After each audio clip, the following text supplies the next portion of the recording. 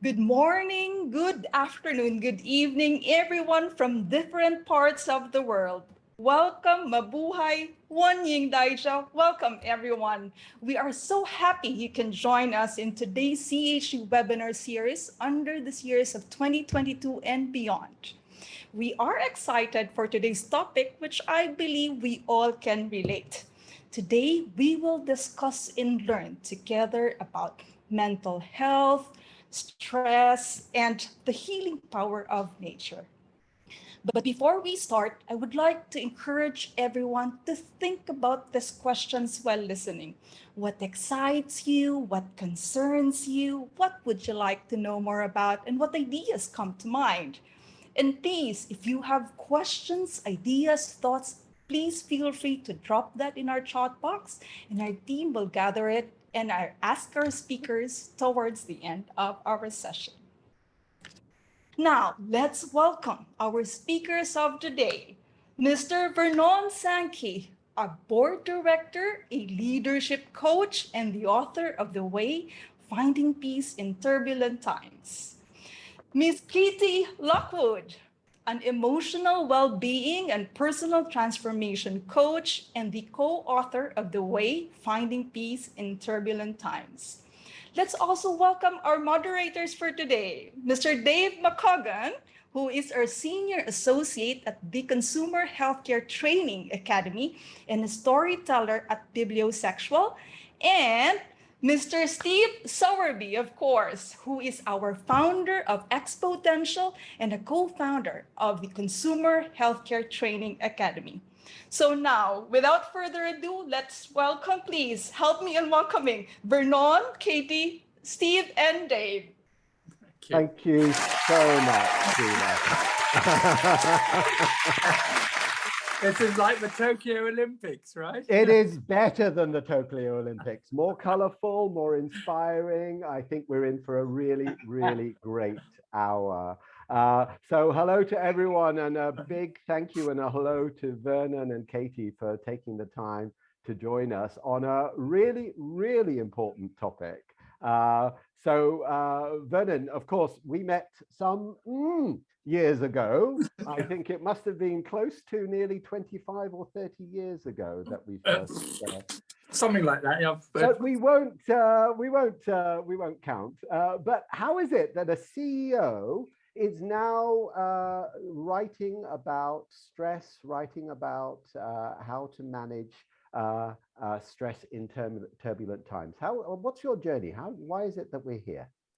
Well, I mean, we'll go into the presentation in a minute, but clearly, you know, the role of leadership is to lead, it's to inspire, it's to motivate, and it's to ensure that in that motivational factor that people are able to give of their best. And they're able to give of their best when they are in calm anticipation and enthusiasm. Stress comes right against that. So anything that causes stress will affect people's ability to make judgments, to be able to link with other people for their interpersonal skills, to work on problem solving. It damages the whole environment. And stress is the big pandemic. It's much greater than COVID, and it's as great as the climate change issues that we're facing today. It's a human pandemic of ginormous proportions. And so if you're involved in any form of leadership, and if you're involved in any form of understanding of human nature and wishing to understand it more, you are bound to try and understand what it is that will help people to live life in a way that is fulfilling for them, that's happy, and that enables them to manage stress. Not all stress is bad. There's good stress, it's called eustress, because you need a bit of stress in order to get the energy and the motivation to make change happen, right? It's not all bad. It's just like hard work is not bad.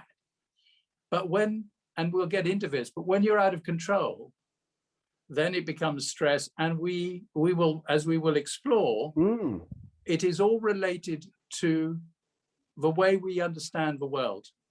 So it goes right back to some very, very primitive, but very important lessons, which the sages of the past have been talking to us about for years. We've ignored it.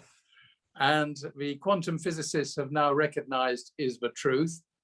And so we have an opportunity now to make significant change. And that's the journey.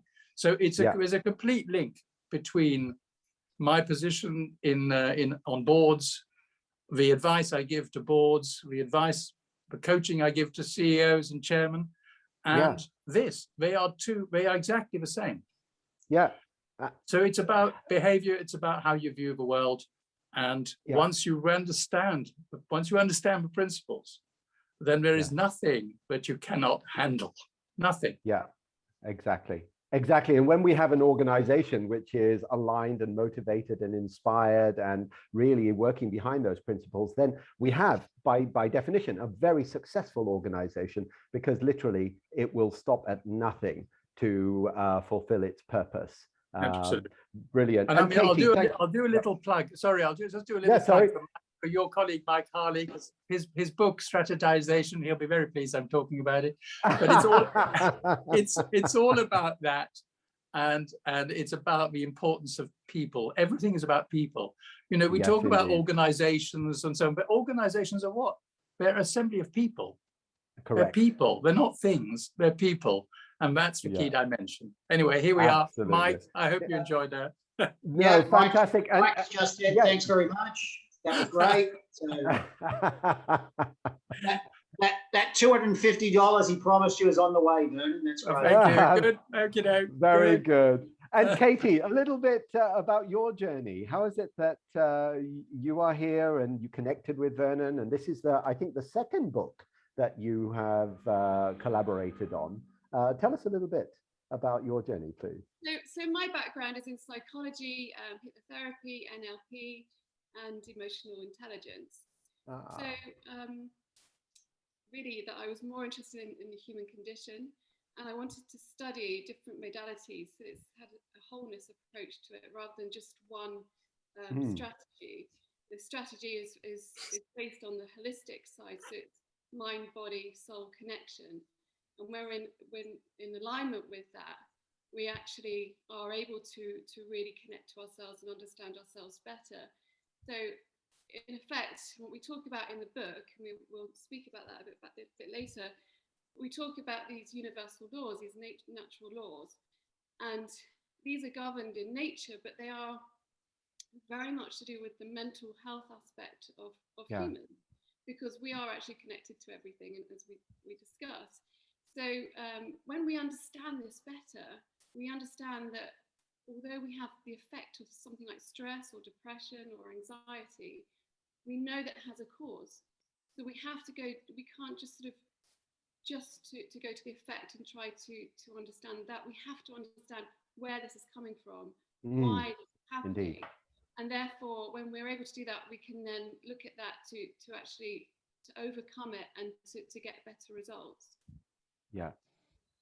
Brilliant. So working with Vernon was just, we worked on the first book a bit together, and then working on the second book was quite ironic with the times that we're facing right now, and we published it 3 months before, so it's quite prevalent of these times. Yeah, no, it was perfect timing, because I think it has been one of the most stressful periods with all the very negative news around us.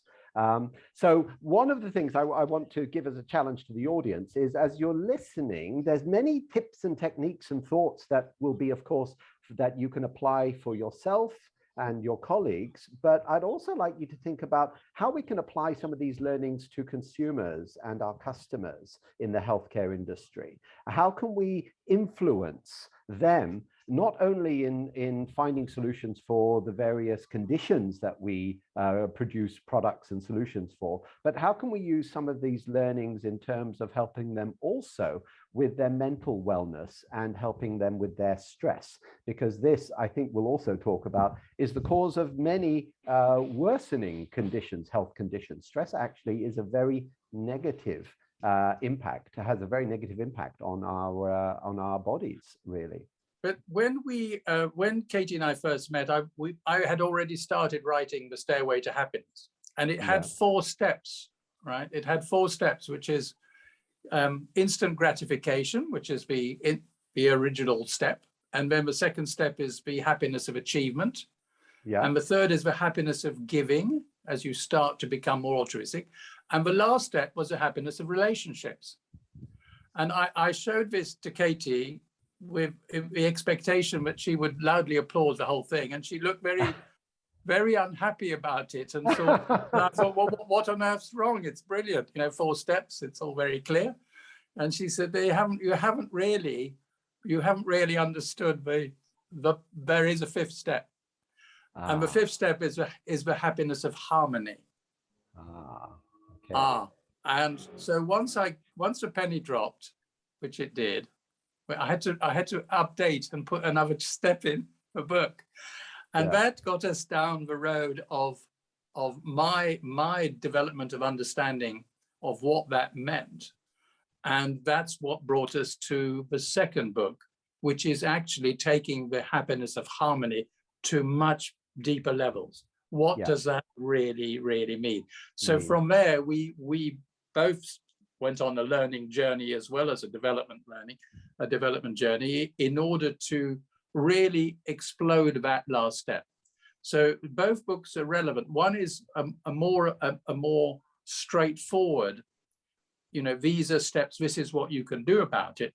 The second one, though, then says, and this is when you want to take it further, because there is much, you go beyond this, and you need to go beyond it. And that's the excitement of it.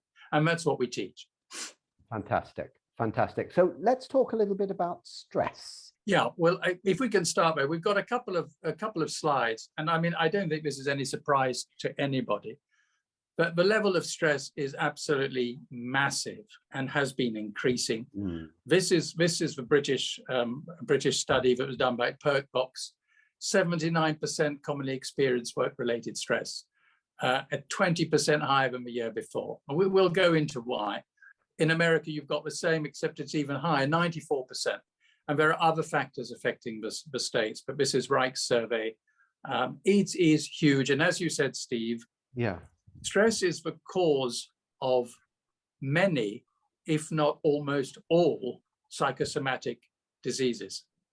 And I was talking to Sangeeta last night, actually, about this, that the mind is a very powerful instrument. Oh, indeed. And if a mind is ill in any way, and stress is a form of illness, then it will affect the rest of the body, because everything is connected to each other. You don't know what's controlling what. We say the mind is controlling the body, but actually the body is controlling the mind. And once you start getting stressful effects, then you get high blood pressure, obesity, IBS, cancer. I mean, almost every disease has a link to that. So it is absolutely critical, and it's very important for businesses also to grasp this, that if you want to do a service to your employees, then find a way to help them to manage this stress. It's absolutely critical. Otherwise, not only are we doing a disservice to people who depend on us, but we're doing a disservice to society as a whole. And when we go into it, you'll realize how devastating it is. It's not just on the personal physical health side. The mind then goes and takes terrible decisions, which we'll see, and that can be catastrophic. So the world that we have, the world that we experience today, is a pure reflection of our minds. Everything that you see around you is a reflection of somebody's idea somewhere, somebody's mind. So if we have polluted oceans, it's because we said it's fine to have plastic, it's fine to throw away stuff we never need. And when you think about it, most of the stuff we buy, we actually never need. And therefore, the net effect of that is we get a polluted ocean. We get global warming. We do things which are crazy. And it's the result, a lot of it is a result of the stressful existence that we put ourselves under. It doesn't have to be like that at all. No, No, and isn't it true that, of course, it will have a very critically an impact on our bodies, but if we're looking very critically at the workplace where these statistics are coming from, it will have an impact on performance. There will be a direct relationship between an organization which is highly stressed in a negative way. There are organizations which have good, really healthy, positive stress, and that's a good thing. But those that are negatively stressed, I would imagine that there's a corresponding negative performance in that organization, high turnover rates of people, objectives not being met, low returns on investment. So I think there is also a very important reason to manage stress or help people manage stress in the workplace, which is also around the business performance. Absolutely, and a geopolitical performance. Just look at what's happening in the world today. Yeah, indeed. Just think for a minute of the level of stress that people trying to run. I mean, that very word is actually offensive. Countries are under, yeah. And as a result, the fear that they have, the anxiety that they have, and therefore the decisions that they take. Yeah. You know, everything that's going on right now. I mean, if you listen to the news today, you can relate all of those to a misunderstanding of the nature of life, and which we're going to go into in a second. Yeah, indeed. One question, you know, I'd love to know what job that the 6% of people are doing that doesn't involve stress, but you know, that's another thing. So I'd love to move on, because I'm conscious that this is a huge subject, and we've got. It is huge. Yeah. Yeah. So I mean, the question then is, why do we have stress? Why do we become stressed? What triggers it? Katey, maybe tell us from your perspective, what is it that really causes us to get stressed? Well, stress is an internal response to an external event or situation. So when we're dealing with what we perceive to be stressful situations, our body goes into fight or flight mode. So it's the sympathetic nervous system which is taking charge. And actually, you know, we need that to some degree. So if we need to get out of a situation, we need that fight or flight response. But stress has become a bit of a condition. So, you know, the way that we live now, we live very busy lives. We've got lots going on. So stress has almost become habitual. So that fight or flight response, we're continuously living in. So to understand where stress comes from is that we need to understand why we're stressed out. What is the situation or circumstance that's actually stressing us out? And then how we can react or respond differently to that situation. So, you know, normally we go into panic mode when something that we're not expecting comes up, or we're not dealt with in a certain way. We go into that sort of panic mode, and anxiety will sort of set in. But when we can actually, and that's why we're a big advocate of meditation, because that reverses it, and it brings in the parasympathetic nervous system, and it actually changes that response within your body and your brain, so that you're actually able to respond to that same environmental stress that you've had before in a much more positive way. So allowing that to be more peaceful, more calm, is a state of mind. It's not just an environment, it's a state of mind. And actually you affect your environment through that state of mind. Right. You see, Khalil Gibran was around a long time ago. He said our anxiety doesn't come from thinking about the future, but from trying to control it. Yeah. Now, the pandemic the COVID pandemic has really thrown up this to a higher degree and has caused even more stress. Why? Because human beings have this obsession with wanting to control their environment. And we'll come into why that is, because it's absolutely critical. And so we want to control everything. So there isn't a single person whose plans weren't completely changed by this virus that you can't see, that's minuscule, right? Not a single person's plans weren't changed. And we are trying desperately to control our environment all the time. It can't be done, right? The environment is much too complex. It's much too changing. Life is a constant change. As Heraclitus said, you know, no man steps in the same river twice. It's not the same river and it's not the same man. So we think we can control the future, and we get obsessed with that desire to control. So in the business world, you used to have 5-year plans, right? You have got to be joking, right? Everything is going to shift. But when we become obsessed with something, we hold on to it. Then, of course, it falls apart, because it's always going to fall apart. So with COVID, people had holiday plans. They had this, they had that. I'm going to do this, I'm going to do that. And all of it's out the window.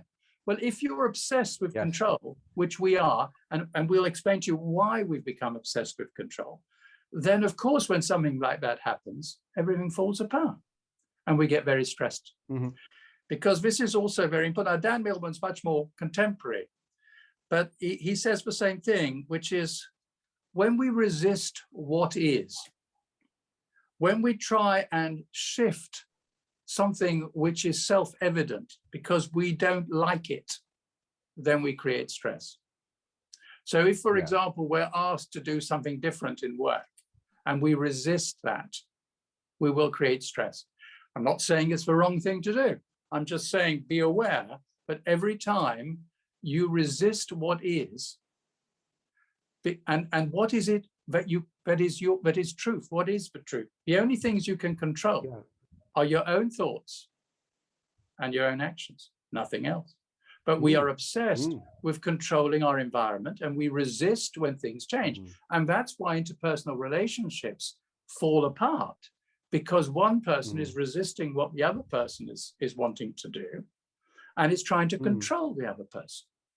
We're constantly trying to control. Why don't you do this? Why don't you come here? Why don't you?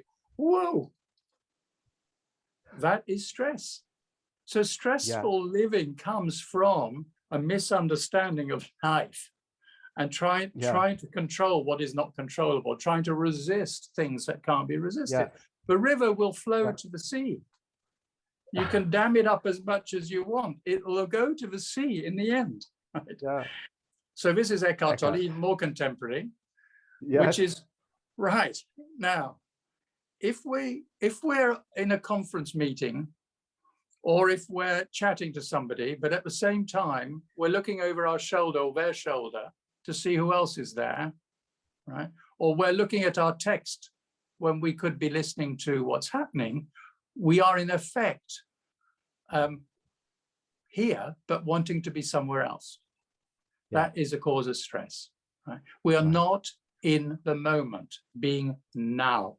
The only way to avoid stress is to be completely dedicated to what you're doing right now. And if you really pay attention to what we're saying right now, you'll find that there's nothing missing. You are completely at peace. But of course, if other thoughts come in and you'd rather be somewhere else, and I've got to answer this or I've got to do that, well, guess what? You're going to start to stress. You're going to get stressed. So, one of the, I was going to say, in these Zoom calls and these webinars, I mean, normally people are sort of watching the webinar, but they've got their phone beside them and they're doing their emails and they're answering phone calls, turning it off. And that in itself must cause stress, because they're trying to grab so many different things at the same time. Well, they're trying to do everything. They're rushing around, right? And the reason I think we were talking about this, Dave, why people are switching off their cameras is because they'd rather be somewhere else. The truth is they'd rather be somewhere else. Right? That is the reason behind it. Yes. Right. That's And actually, if you want to show somebody that you really care for them, that they're important, then you wouldn't do that. You'll pay attention. The greatest honor you can give somebody is to give your 100% full attention. If you do that with a child, the child will respond beautifully. The child will respond immediately. If you're looking for something else or you're more interested in something else, they'll be turned off. They're much less subtle because their emotions are less well developed. So this is about being now. If you want to be de-stressed, be in the now, which is the only time that exists, incidentally. And that's what comes back to what Katey was saying about meditation. Lots of things are said about meditation which are complete rubbish. Right? You can meditate anywhere at any time. Meditation is about actually finding your peace now. And there are various ways in which you can enhance it to make it a beautiful experience. But it's not complicated. You don't have to sit on a bed of nails. You don't have to do it for hours, right? You just literally have to do what I've said just now. And that takes back to the Stoics. So Marcus Aurelius, one of the 5 great Roman emperors, one of the greatest. He only made one catastrophic mistake. But anyway, his books are fantastic. And well, he appointed his son, right, who was an idiot, to succeed him, who destroyed the empire. It was a terrible mistake he made. He himself had been appointed on merit by his predecessor, right? And what he said, and you know, his meditations, they're called meditations, are brilliant works. If you're distressed by anything external, the pain is not due to the thing itself, but to your estimate of it. So it's not, events are neutral. People say, oh, this has happened, how awful, right? The event is neutral. It's our view of it, our take on it that isn't, right? We view it, we say, oh, we're saying it's awful. Somebody else may say that's brilliant. And I mean, I've sat in meetings when somebody said, wasn't that a terrific meeting? And somebody else afterwards said, wasn't it awful? Right? It's our attitude. The difference between an ordeal and an adventure is attitude. And that was Helen Keller who said that. So you have the power to change that. If you're in the now and you understand this, you will realize events are neutral. It's my take on it what's going to make the difference. So can I alter my take on it? Indeed. So I can see Katey getting very stressed because that damn phone won't stop. I think it's Katey's daughter who's getting a bit stressed. Oh, Sorry. She's desperately very missing good. her mum. It's so connected, you see? Right. I just want to tell the audience that this is not planned. Okay, we're not trying to show an example of stress in action. Yeah. But let's go on to talk a little bit about the triggers of stress, because I think we've got some nice, some really good questions coming up, and I think we're you know, these are very relevant to the triggers of stress. So why do they arise in the first place? What is it that triggers us to stress, and you know, the fundamental or the root causes of these? Vernon, perhaps talk. You and Katey can talk a little bit about that for us. And this is really from our book. So we've been conditioned from a very, very early age to think that we are separate from each other. Right? So when we go through school, you don't get a collective A level or O level or whatever it is. You get an individual one, right? Do this, take responsibility individually. So all the way through our training, and I mean, we talk about teamwork in business, but how often do we reward the team? Right? The bonuses are not team-based a lot of the time. They're individual, right? No, they are to a certain extent. But the point is, we have been conditioned and taught to think of ourselves as separate. We're not, right? We're not separate from our environment. We're not separate from other people. And that's the greatest mistake we can make. We think that our body or who we are stops at this bag of bones with an ego. We think that it stops there, but it doesn't. You cannot survive without everything that's outside. As soon as you talk about inside, you are implying outside, right? So the wave has a crest, but it also has the dip, right? North has a south, left has a right, up has a down. But we think it's always going to be up. We can chase the up, the happiness. We don't understand that happiness will also be linked to suffering. You can't experience happiness unless you've experienced suffering, because you've got nothing to compare it with. Compare against. Right. So this idea that we're separate, we believe that we're separate. And that is a catastrophic mistake. And it leads to all the geopolitical and every other difference that takes place. We then say, well, if I'm separate, then I better look out for myself because I'm this random piece of DNA. And if I don't look out for myself, nobody else will. So I better get my resources here. And you see the disparity in the world of resources. And that's, I better hold on to this, right? I'll share a little bit to relieve my guilt complex, which is another piece of conditioning, by the way, to make you feel, okay, so you relieve his guilt by saying, okay, I'll share a little bit of it, but you haven't actually changed anything. So the fundamental root cause is our inability to understand that we're interconnected. We are related to each other. Anything you do, anything you think will have an effect on somebody else. Even your thoughts will have an effect because your thoughts will lead to actions.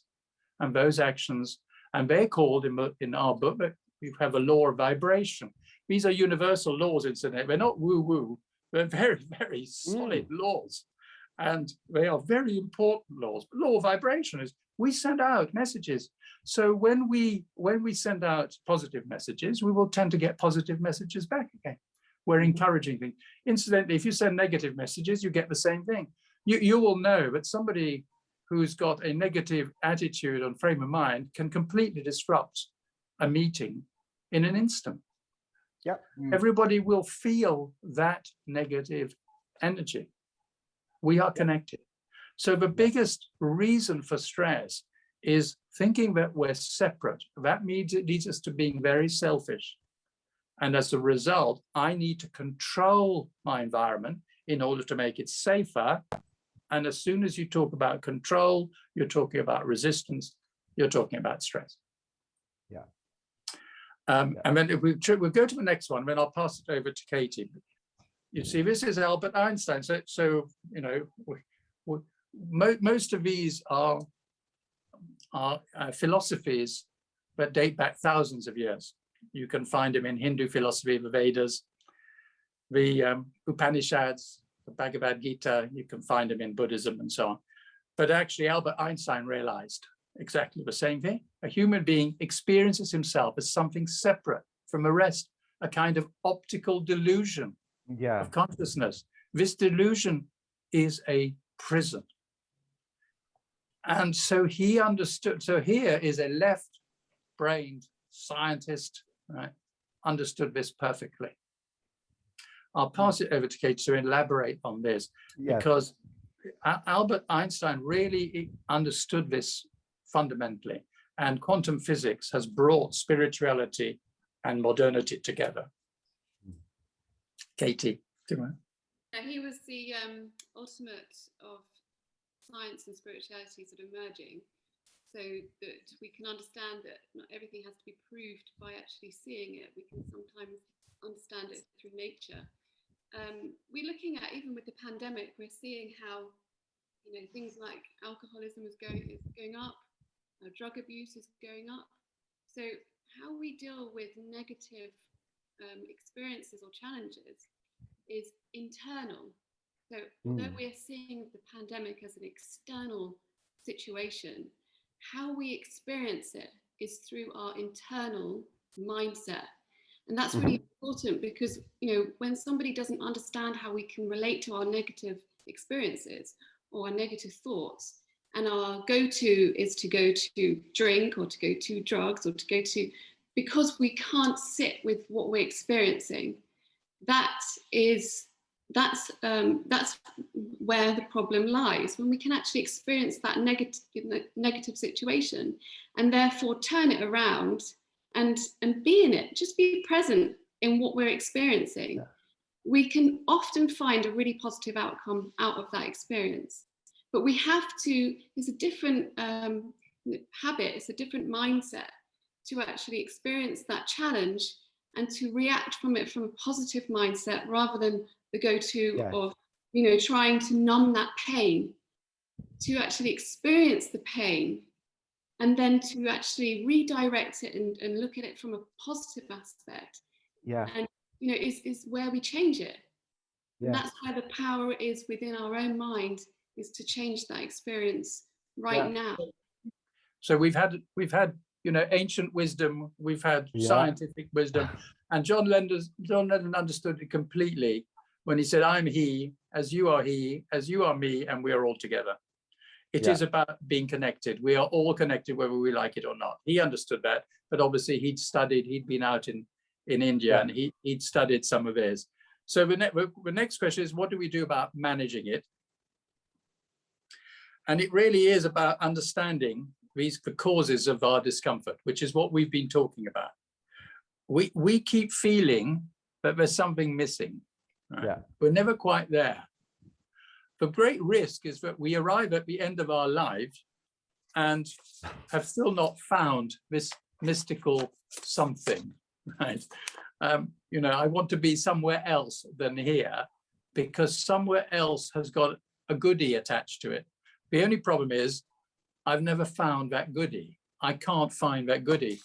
And if you look, if I could just take you to a quote, actually Katey brought to mind to me, Steve Jobs on his deathbed. He said, "At this moment, lying on the bed, sick and remembering all my life, I realize that all my recognition and wealth that I have is meaningless in the face of imminent death. One can find material things, but there's one thing that cannot be found when it's lost: life." Right. And, the point is this, that the meaning of life is just to be alive. It's so plain and so obvious and so simple, right? And yet everybody rushes around in a great panic, as Katey was saying, as if it were necessary to achieve something beyond themselves. It is here now. Right. The goodie is with you. It's inside you. But what's happened is, with all this conditioning, with all this stuff, right, we've lost sight of something. So you don't have to go. I mean, we teach this, and we have courses on this to try and help people.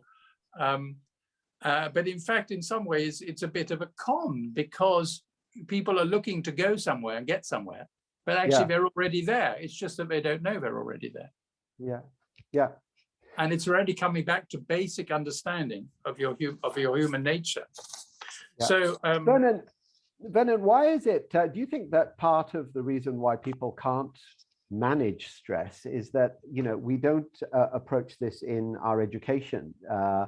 Schools are designed around putting children under pressure, to push them. Oh, you could try harder, you could do better, you could, and it's never the present. It's never being present. It's always about the next goal, right, and the next goal and the next goal. Education is not fit for purpose today, not at all. Right? We cram. It's not even fit for work, because as soon as somebody comes into the workplace, we have to retrain them anyway, right? So all this stuff, it's not about life. And what people need to learn is about life. It's totally wrong. I mean, everything that is done in the educational system is in the wrong direction. We don't need to learn the stuff that is being taught and crammed in children. I mean, actually teaching them just to meditate. A child has a wonderful ability to meditate. A child will understand about life. A child understands about nature if you give them a chance. And so yes, all this should be explained, and with practical guidance, practical advice. How do I work with other people? How do I relate to others? How do I relate to nature? How do I understand who I am in the first place? Who are you? Who are you? And Katey and I ask this question of most people that we help. Who are you? And we haven't had a good answer yet. So how do we deal with this? And Katey, I'll leave that to you, because this is very much in your field. Brilliant. Let's say a bit about the education system as well. I think holistic, I think with the education system, we're really taught for competition rather than collaboration. And that aspect is really that's really lost our need to, you know, when we've got a challenge like we're challenging today, that really feeling of togetherness, and we can come up with these solutions together rather than sort of one person gearing ahead and leaving the rest behind. You know, it's really apparent that we need to actually come together and, okay, well, this is the situation. How do we come up with really good solutions around this? And also, we're not taught emotional intelligence in school. You know, children going through really, you know, it's a tough time for children right now, and we're not taught how do we deal with this emotionally, you know, and instead of just putting an iPad in front of them and saying, well, you know, distract yourself with this. Well, you know, if we're not dealing with this in children, then adult life isn't going to be great either. If we're not learning these things, you know, now in our younger generation, that same person is going to bring that out into their life experiences when they're an adult, and actually probably pass those experiences on to the next generation. So it becomes a bit of a generational curve. Exactly. Katey, given that I've already noticed on some of the comments that we're getting from the people viewing this, and I'm sure anybody that views this in the future, if, you know, I'm a parent, my kids are adults now, Steve's are adults now, but we've been through it. You just mentioned your daughter's at the other end of that damn phone. But, you know, can we just break out, you know, for 60 seconds, what are some things that parents could be doing now, given, you know, I'm living in lockdown in Sydney, Steve's in lockdown in Thailand, in Bangkok, you know, half the world's in lockdown most of the last 18 months. What are some things that you could actually be doing with, you know, those closest to you that you're trapped in these houses with, etc.? Yeah, I mean, we're trying to do it. I mean, we need nature right now as much as possible. If we can bring nature inside of the home, I think that was a question that we were talking about earlier. Yeah. And you know, experiencing nature. Now we're confined to our spaces at home. Trying to create a sanctuary at home, whilst I understand that's difficult when you've got young children and you're trying to do Zoom calls and all these things at the same time, you know, one thing that employers need to recognise is that we have to understand this is what's happening. So we have to move with everything that we're experiencing. So if people are having those problems, find a way around it. You know, so they're not being pressured to give that at the same time as childcare and everything else. But if we can, try and bring nature inside, get out in nature as much as possible with children, as you know, trying to dedicate that time, put that time aside to saying, right, that's our time, we're going to go out, we need to get that half an hour outside, so we're not all sort of stuck on our screens all day, because that's not healthy either. You know, we keep saying about this need for connection, and these times we're so disconnected if we're just sitting on our technology all day. That's not human to experience that. So if we can't have it outside, bring it inside with plants, or, you know, I'm really a big advocate of natural living inside the home, so trying to bring out essential oils and things like that just helps us to feel connected. And doing that meditation, I know that if you've not done it before, it might seem a bit strange, but it reprograms the mind to actually come into that state of stillness. We are connecting to ourselves at that point in time. So if you've got a really busy, hectic time and all the kids are everywhere and you're trying to Zoom, it's okay to say, I need 20 minutes to myself, and I'm going to dedicate that 20 minutes to myself. I'm going to find my own sanctuary. It can be just a small area in your home, but knowing that that is your go-to area when I'm experiencing stress is your method to say, right, I understand, I acknowledge, I can feel this stress coming, rather than getting completely snowed under, and it will actually come out probably months later in your body. Say, right, I need to have this time to myself. I'm going to do 20 minutes of just connecting to myself in a meditation. And I promise you, you feel so much better when you come back to all those daily tasks that you have to do. You will come back in a completely different mindset. No, absolutely. And I can certainly vouch for it. I was a great skeptic of meditation until I sort of dove into the deep end and put myself in a 5-day retreat of silent meditation. I was wondering what the hell I was doing there for the first 2 days. I was like, this is crazy. But then there was this aha moment when I really understood the power of the mind in actually affecting your body. I was able to reduce the pain in my knee from sitting cross-legged for so many hours by just focusing and accepting the pain. It was amazing. I was blown away. But that's a really good segue into the next question is really, so what do you and Vernon suggest that we should do in terms of managing this stress? You know, what's different about your approach? And in particular, Vernon, I would say you described at the beginning that part of stress is about trying to control the uncontrollable, the future. And in organizations, well, that's what we do in our strategy planning. And we paint a vision of the future, and then we try and control everything to achieve it. And of course, we can't. And how do we get around this in organizations? Well, I mean, we're just going to go back just a little bit, but they're still the same things. If you want to know what you need to do, and this is the meditation part, but what's it for? What's the meditation for? Well, the answer is it's not for anything except its own enjoyment. Right? However, it will help you to understand a little bit better of who you are.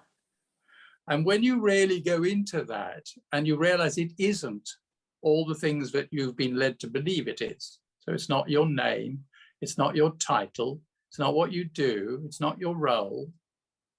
No, it's not who people say you are, it's not who you think you are. Who is it? Who is it? Who is the I? And if you add that to your meditation, and we do a lot of guided meditations, incidentally, we have Katey, predominantly Katey, and Katey and I have created a library of meditations, which will take you down this journey of understanding it. Very, very nice. And it's creating your safe space, your sanctuary. And incidentally, when you know this, you can go to your sanctuary at any time, anywhere. You can be in the middle of a crowded city and find this sanctuary, this place of peace, right? And it will help you to take good decisions. So who am I? Where have I been? Where am I going? Right, so now, this is good, this is very important. The mind says, if I let go, I've failed, right? So by letting go, I've failed. I've been trying to do something and I've been constantly trying and trying and trying, and I keep not doing it. I've failed, right? So the mind says you haven't succeeded, even though we keep doing the same thing, which is lunacy, right? And expecting a different result. Yeah, yeah. The heart says, if I let go, it's going to hurt. So letting go of my attachments, very hard. A parent who has to let go of a child because a child needs to move on, university, marriage. Right? If I let go, it's going to hurt. Yes, it is. That's part of life, right? But the soul says, if I let go, I'm free. I'm free of these attachments. It's the attachments that cause the need for control that create stress. It's pure Buddhism, by the way. The first noble truth is, you know, life is constantly changing and therefore suffering. And number two is suffering is attachment. Third noble truth is the end of suffering is the end of attachment. So you have it here expressed in sort of more westernized form.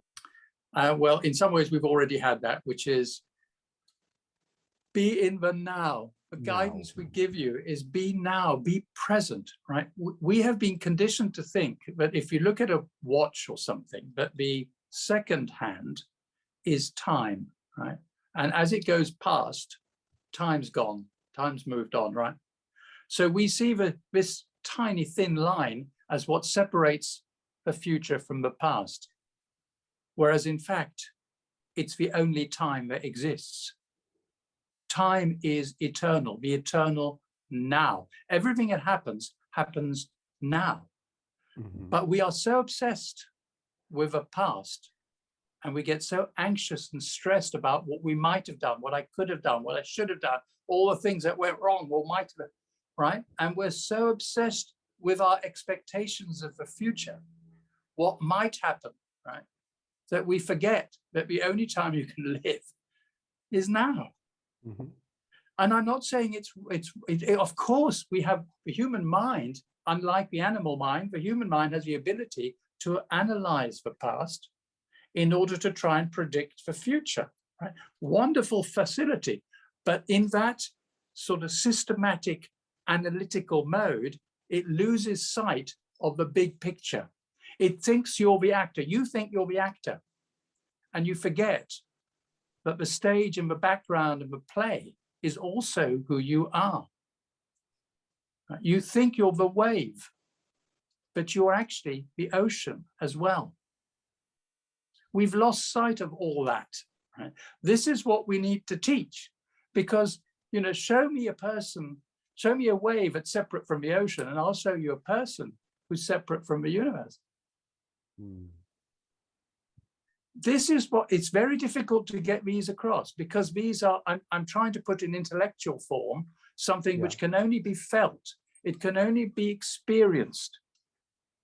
But we have to help people and guide people to that experience. And meditation will help to do that.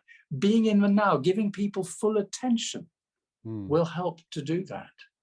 Understanding the nature of stress, and that it's actually in the mind. It's all in here. There is nothing stressful.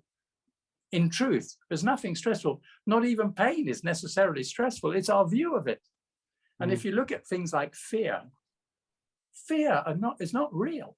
Fear is a thought about something that may happen.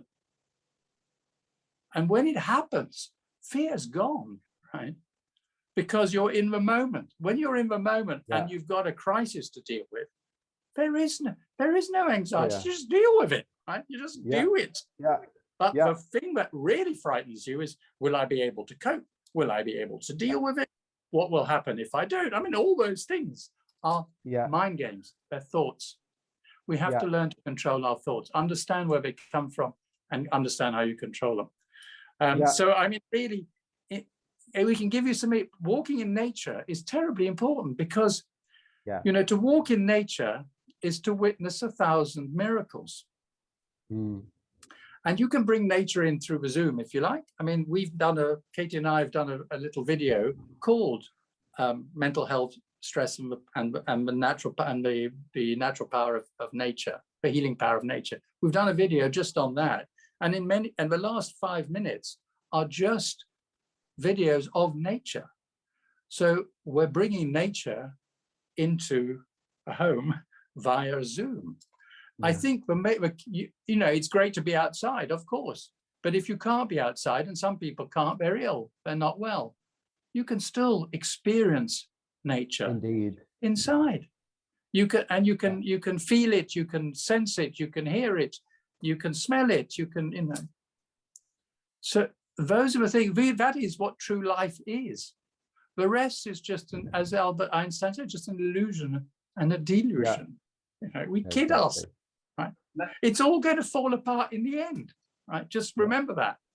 And so in the meantime, understand who you are, and then learn to enjoy it. Learn to enjoy life, because you've only got one. I think there's something we can learn about this in our organizations as well. You know, appreciating the present and working with the present is probably the best. Yes, of course, we'll have our visions, we'll have our strategies, but ultimately it's about accepting the present and being agile in changing what you can in the present that will move you on the journey towards where you want to get. It's about being very flexible. It's about being extremely flexible. So yes, of course, you've got a plan. Of course, we've got to set up meetings and all the rest, but be very flexible. Don't get stressed about it. I mean, things are changing all the time.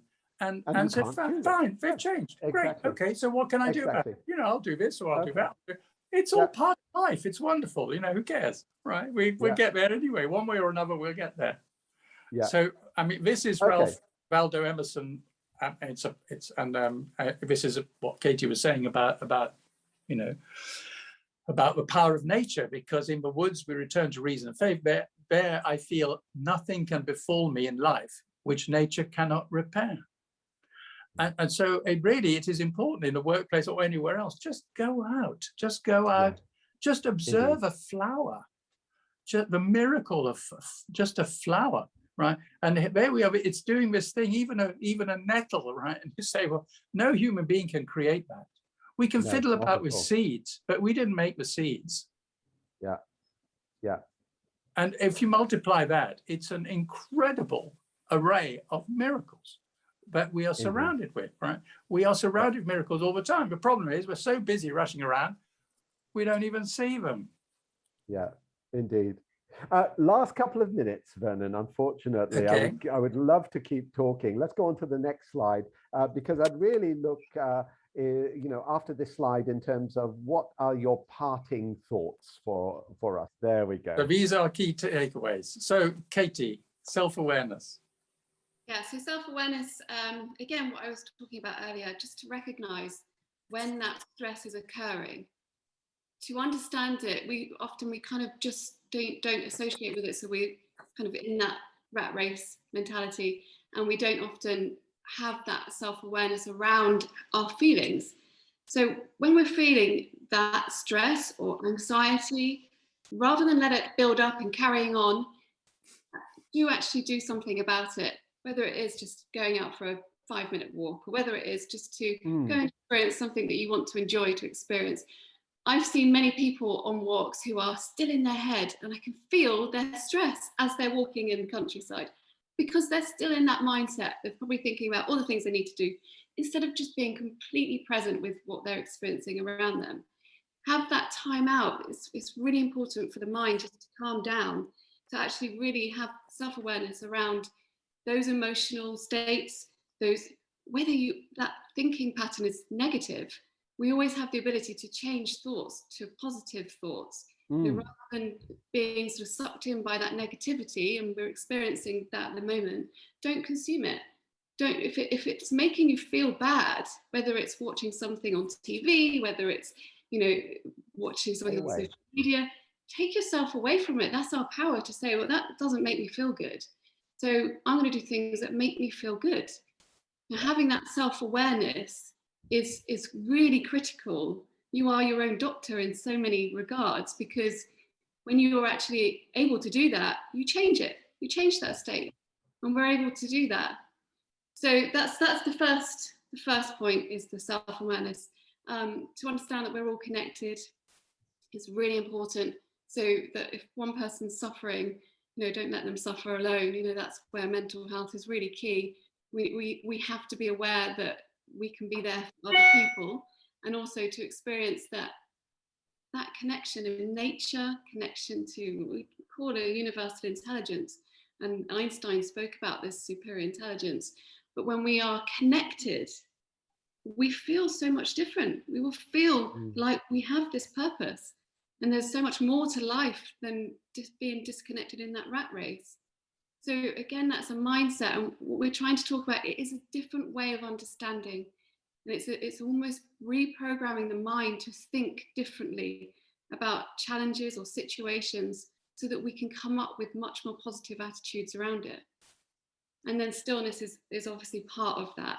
So just come back to those stillness once we've got that awareness of that stress that's coming in, or that anxiety that's coming in, rather than the go-to of what we might have responded to before. Just come back to stillness. And actually, we might come up with a different solution had we have reacted or responded in a way of a stressed mindset. And decision making is so much more powerful in stillness, because we actually can come up with something that's much more positive and effective. So collaboration is really key to understand. If you aren't feeling great, then say something. Say something. Don't sit with it alone, because that's the times where this just becomes bombarding and it's too much. Say something, and actually, right, okay, this is what I'm experiencing. What's my solution around this? And sometimes it can come from someone else. Maybe we can't see it because we're in it, and we have limited beliefs around that. And someone else might be able to shine that spotlight and say, okay, well, let's look at this solution. Yeah. Brilliant. And obviously this Thank you so much. is what we teach.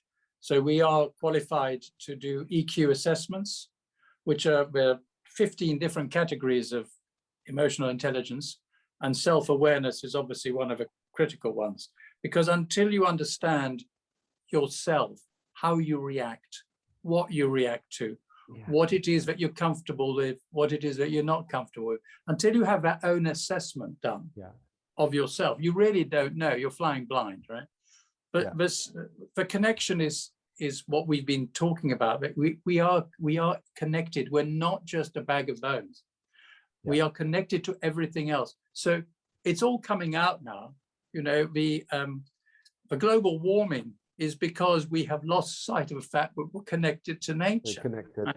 We're trying to control nature, right? We talk about, we use words like, you know, we're going to conquer space. I mean, give us a break. You know, who are you kidding?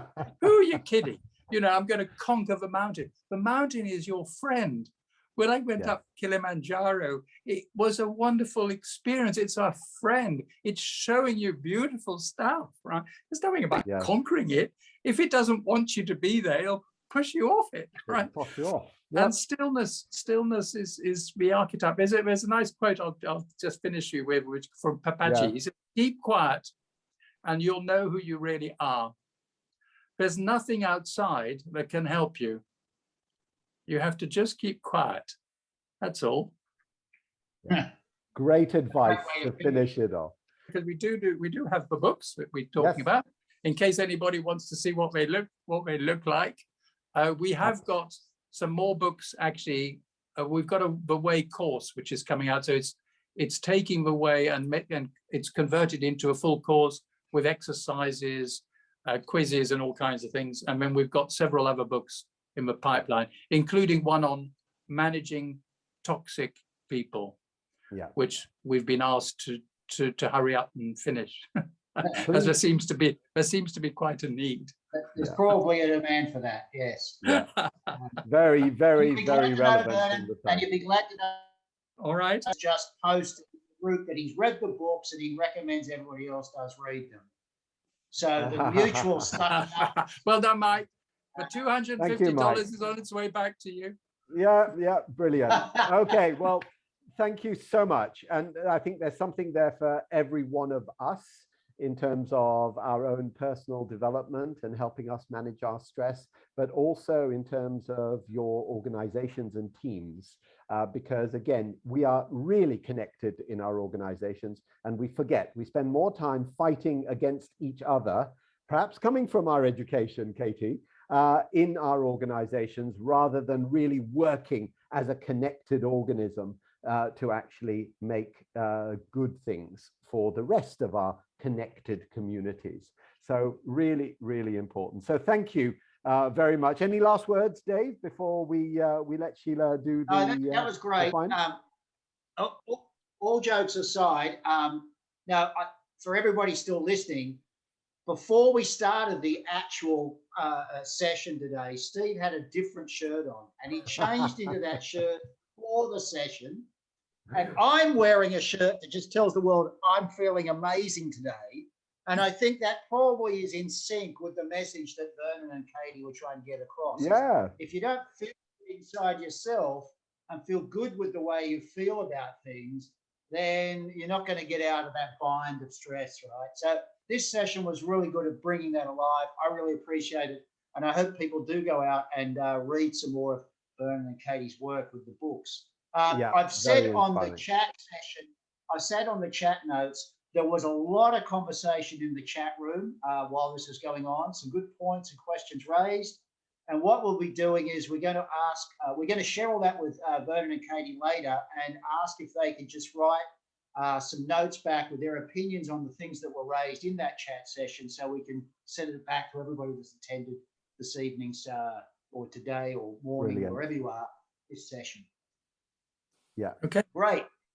Fantastic. Thank you very much. Thank you so much. Thank you so much, Vernon and Katey. You're welcome. You're very welcome. All right. Yeah, Sheila, tell us a little bit about the next Yes, a big thank you first to Vernon, Katey, Dave, and Steve. As simple as having a shirt, a colorful shirt, an amazing shirt of Dave is really a good indication already of how we are really accepting and being reminded of keeping our mental wellness to have a good mental health.